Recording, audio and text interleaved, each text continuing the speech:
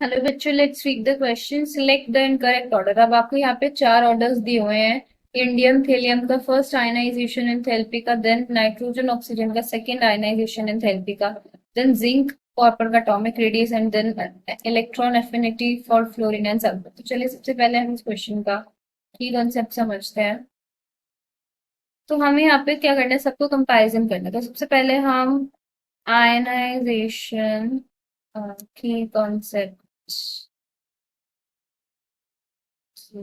Concept तो सबसे पहले हम यहाँ की कॉन्सेप्ट में देख लेते हैं। आयनाइजेशन एंथैल्पी IE1 ये क्या है? तो ये IE1 है आपकी फर्स्ट आयनाइजेशन एनर्जी एक एलिमेंट की। ठीक है, क्या है ये? First ionisation energy. First ionisation energy. तो फर्स्ट आयनाइजेशन एनर्जी क्या होती है आपकी? वो एनर्जी होती है एक एलिमेंट की जो कि रिक्वायर्ड है to remove the outermost electron. ठीक है, तो ये हमने ब्रीफ में देख लिया।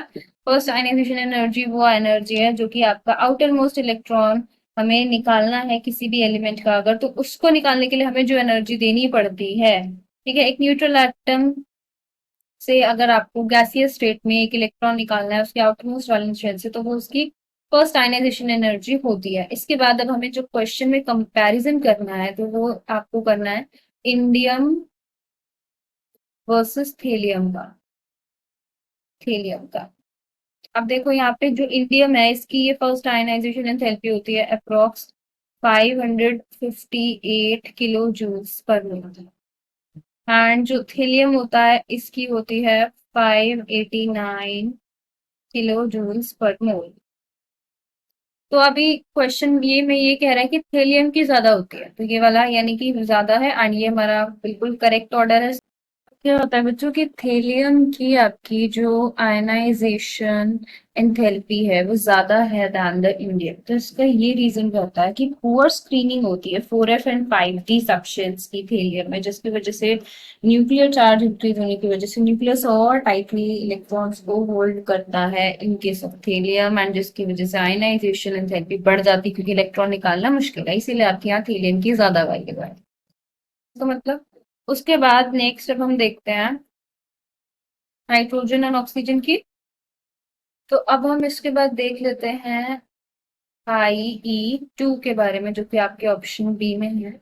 IE2 क्या है आपका? IE2 है आपकी सेकेंड आयनाइजेशन एनर्जी।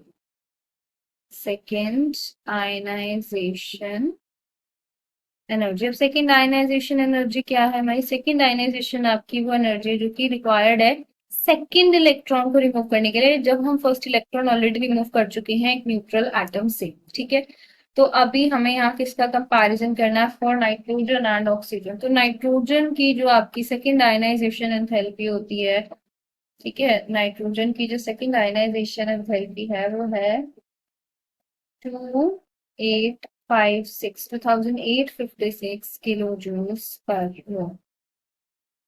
एंड जो आपकी ऑक्सीजन की है वो है 3374 किलो जूल्स पर मोल। तो ये है इन दोनों की IE2 की वैल्यू। सब देखो ज्यादा किसकी है? ऑक्सीजन की ज्यादा है, तो ये यहाँ पर इसने यही बोला, बिल्कुल सही बोला कि ऑक्सीजन की ज्यादा है IE2।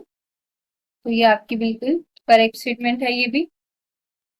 तो क्या होता है बच्चों, नाइट्रोजन की जो है आपकी आयनाइजेशन एंथैल्पी सेकेंड वो ऑक्सीजन से कम है, ऑक्सीजन की ज्यादा है। तो इसका ये रीजन होता है कि ऑक्सीजन की जब पहली आयनाइजेशन एंथैल्पी होती है तो उसमें जो O+ आयन होता है उसकी हाफ फिल्ड कॉन्फ़िगरेशन होती है। ठीक है, 2p3 कॉन्फ़िगरेशन हो जाता है। तो ये जो, क्योंकि देखो ऑक्सीजन में आपके पास टोटल 7 इलेक्ट्रॉन्स बचते हैं। ठीक है ना, जब एक ऑक्सीजन में से एक इलेक्ट्रॉन निकल गया, राइट, तो O+ कॉन्फ़िगरेशन में 7 इलेक्ट्रॉन बचे, 1s2 2s2 2p3। तो 2p3 configuration half filled highly stable होने की वजह से सेकेंड आयनाइजेशन एंथैल्पी की नाइट्रोजन से भी ज्यादा हो जाती है। हमें इनकरेक्ट चूज करनी है। थर्ड देखते हैं, कॉपर एंड जिंक का एटॉमिक रेडियस। ये कॉपर का और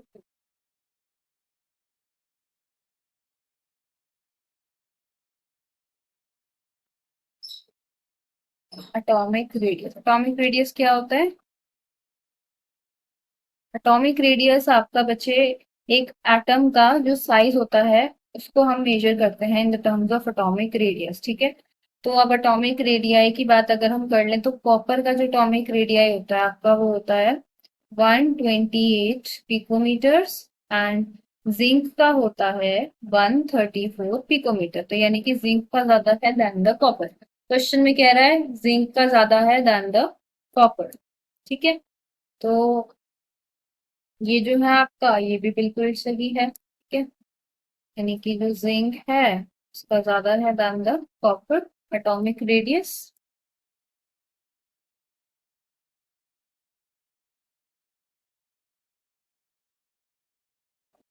तो देखो अब जिंक का ज्यादा एटॉमिक रेडियस इसीलिए है क्योंकि यहाँ पे मेन रीजन है screening effect and electronic repulsion, ठीक है। तो देखो स्क्रीनिंग इफेक्ट हमें पता है ट्रांजिशन एलिमेंट्स में स्क्रीनिंग इफेक्ट्स होते हैं, ठीक है।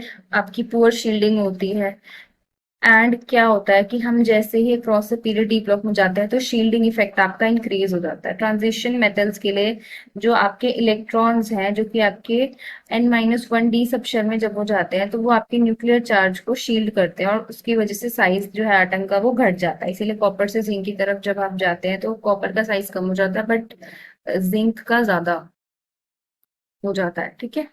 बट यहाँ पे मेन जो चीज है वो ये कि आपको एक चीज क्लियर होनी चाहिए यहाँ पे कि जिंक में 4s2 कॉन्फ़िगरेशन है, राइट, 3d10 4s2, जबकि कॉपर में 3d9 4s1। तो यहाँ पे क्या क्या मेन बात है कि जो आपका 4s2 का कॉन्फ़िगरेशन है उसमें s के दो इलेक्ट्रॉन्स है जिसकी वजह से उनके बीच में रिपल्शन है तो साइज थोड़ा बढ़ जाएगा। लेकिन कॉपर के साथ ऐसा नहीं है, कॉपर के साथ एक ही s इलेक्ट्रॉन है तो उसमें ऐसे कोई रिपल्शन इतने ज्यादा नहीं होते। तो इसीलिए जिंक का एटॉमिक रेडियस कॉपर से ज्यादा है। उसके बाद लास्ट ऑप्शन जो है आपका electron affinity first fluorine and sulphur की। इलेक्ट्रॉन